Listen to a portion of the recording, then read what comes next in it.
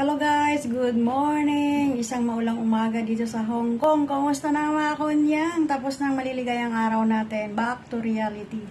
Ayan, tambak na naman ang labahin at tambak ang trabaho, ano? Okay, let's have coffee. Yan, sa maulang umaga. Maulan ngayon dito sa Hong Kong. Ayan tayo ng cake. Bigay ni Arlene, no? So, thank you kay Arlene.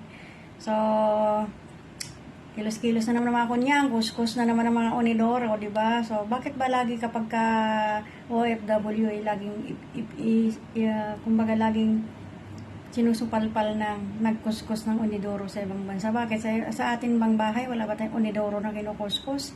Parang laging ganun ang, yung term nila. So, shout out pala, no, doon sa, actually, gumawa na ako ng video, para doon, counterpart doon sa, naninira sa akin na ako raw scammer. So, sa akin lang masasabi ko, shout out sa'yo, no, na naninira sa akin na scammer ako. So, lumabas ka, huwag kang tumago sa dami account mo. At kung ano man ang na-scam ko sa'yo, ilabas mo.